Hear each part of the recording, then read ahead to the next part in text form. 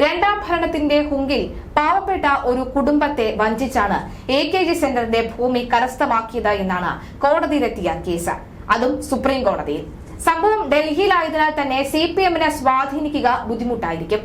തിരുവനന്തപുരത്തെ പുതിയ AKG centre സ്ഥിതി ചെയ്യുന്ന ഭൂമിയുടെ ഉടമസ്ഥാവകാശ തർക്കമാണ് സുപ്രീം കോടതിയിൽ വരെ എത്തിയിരിക്കുന്നത്.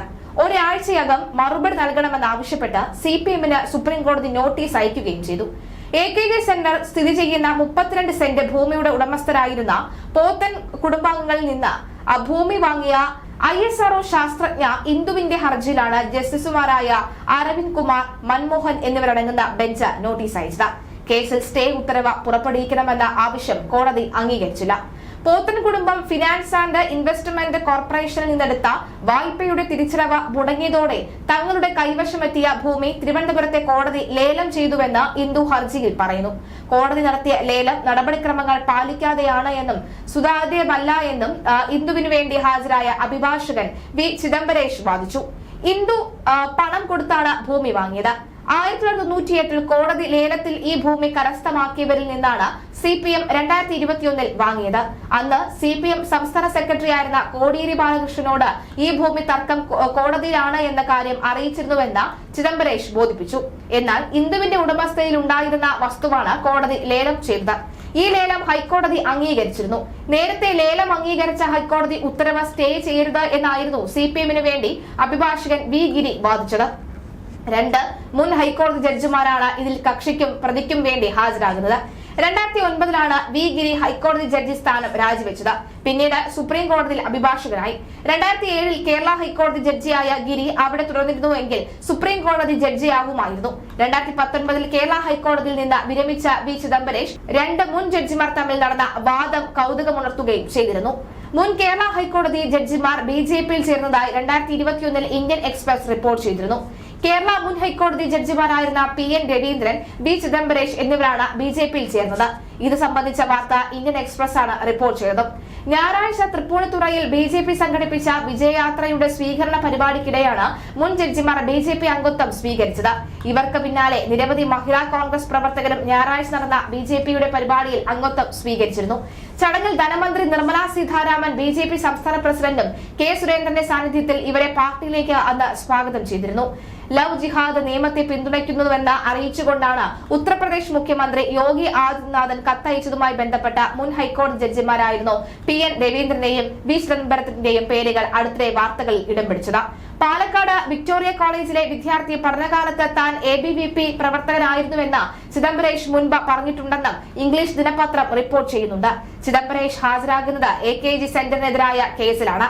കോടതിയിൽ കേസുണ്ട് എന്ന് പറഞ്ഞിട്ടും കോടിയേരി അക്കാര്യം വകവെച്ചുകൊണ്ട് കൊടുത്തില്ല എന്നാണ് കക്ഷി സുപ്രീം കോടതിയെ അറിയിച്ചിരിക്കുന്നത്. ഇക്കാര്യം സത്യമാണ് എന്ന് വേണം മനസ്സിലാക്കാൻ. 2021 രണ്ടാം പിണറായി സർക്കാർ അധികാരത്തിൽ വന്നത്. സ്വർണ്ണക്കടത്ത് ഉൾപ്പെടെയുള്ള ആരോപണങ്ങൾ സജീവമായി നിന്ന കാലമായിരുന്നു ഇത്. എന്നിട്ടും മന്ത്രിസഭ അധികാരത്തിൽ വന്നപ്പോൾ അവർക്ക് ആത്മവിശ്വാസം വർദ്ധിച്ചു. ഇനി ആരെയും ഭയക്കേണ്ടതേ ഇല്ലെന്ന തോന്നൽ കോടിയേരി ഉൾപ്പെടെയുള്ള നേതാക്കൾക്ക് ഉണ്ടായി. 2019 ശബരിമല യുവതീ പ്രവേശനവുമായി ബന്ധപ്പെട്ട വിവാദങ്ങൾക്ക് ശേഷം നടന്ന പാർലമെന്റ് തെരഞ്ഞെടുപ്പിൽ UDF ആണ് മുൻകൈ നേരിട്ടത്. 2021 തങ്ങൾക്ക് അധികാരത്തിൽ തിരിച്ചെത്താമെന്ന് UDF വെറുതെ ഒന്ന് ആഗ്രഹിച്ചു. എന്നാൽ നടന്നത് നേരെ മറിച്ചാണ്. അതിനു പിന്നിലെ കള്ളക്കളികളെ കുറിച്ച് പലർക്കും അറിയാമെങ്കിലും രണ്ടാം ഭരണം പാർട്ടി അഹങ്കാരത്തിന്റെയും ആത്മവിശ്വാസത്തിന്റെയും പ്രതീകമാക്കി മാറ്റി. പുതിയ AKG സെന്റർ എന്നത് കോടിയേരി ബാലകൃഷ്ണന്റെ സ്വപ്നമായിരുന്നു. അദ്ദേഹത്തിന് രോഗം സ്ഥിരീകരിക്കുന്നതിന് വളരെ മുമ്പേ ഉണ്ടായ തീരുമാനമാണിത്.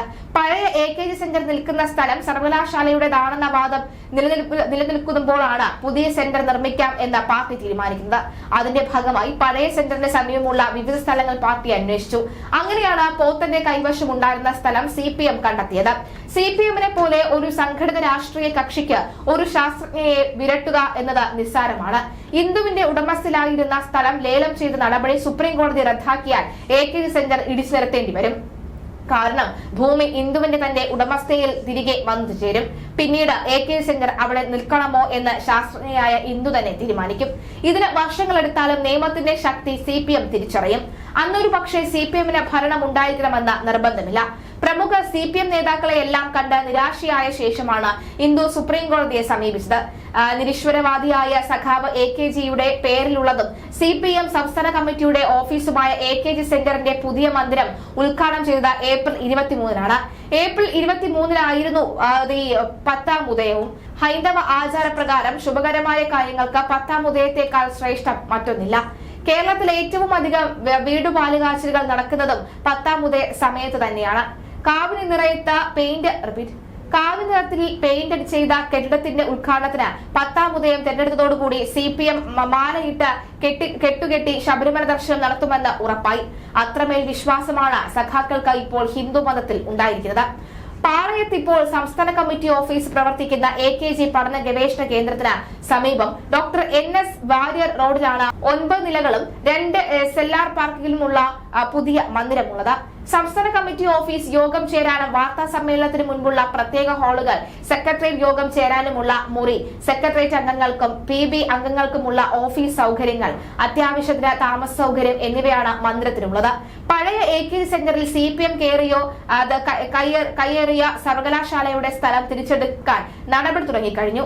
CPMന്റെ മുൻ സംസ്ഥാന കമ്മിറ്റി ഓഫീസായ പാളയത്തെ AKG പഠന ഗവേഷണ കേന്ദ്രം സ്ഥിതി ചെയ്യുന്ന 55 സെന്റ് ഭൂമിയിൽ 40 സെന്റ് ഭൂമിയും അനധികൃതമായി കൈവശം വച്ചിരിക്കുന്നതാണ് എന്ന പരാതിയിലാണ് തുടർ നടപടികൾക്ക് സർവകലാശാല vice chancellor doctor Mohanan Kunnummal തുടക്കമിട്ടത്. വിഷയം സംബന്ധിച്ച് സർവകലാശാലയിലുള്ള എല്ലാ രേഖകളും ശേഖരിക്കാൻ രജിസ്ട്രാറിന് നിർദ്ദേശം നൽകിയതായി ഡോക്ടർ മോഹനൻ കുന്നുമൽ പറഞ്ഞിരുന്നു. യഥാർത്ഥത്തിൽ എത്ര സെന്റ് സ്ഥലത്താണ് നൽകിയത് എന്ന, അല്ലെങ്കിൽ എത്ര സെന്റ് സ്ഥലമാണ് സർവകലാശാല AK സെന്ററിന് നൽകിയത് എന്ന അതിനെക്കുറിച്ചുള്ള രേഖകളൊന്നും തന്നെ ഇല്ല എന്നാണ് വ്യക്തമാകുന്നത്. സ്ഥലം നൽകുന്നതുമായി ബന്ധപ്പെട്ട് സർവകലാശാലയ്ക്ക് എന്തെങ്കിലും നഷ്ടം സംഭവിച്ചിട്ടുണ്ടോ എന്നുൾപ്പെടെയുള്ള പരിശോധനത്തിന് ശേഷം എല്ലാ രേഖകളും സഹിതം അടുത്ത ചേർന്ന സിൻഡിക്കേറ്റിൽ വിഷയം അവതരിപ്പിക്കുമെന്നാണ് പറഞ്ഞിരുന്നത്. സർവകലാശാലയുടെ സ്ഥലം അളന്ന് തിട്ടപ്പെടുത്തുന്നതിൽ ഉൾപ്പെടെയുള്ള കാര്യങ്ങൾ സിൻഡിക്കേറ്റാണ് തീരുമാനം എടുക്കേണ്ടതും.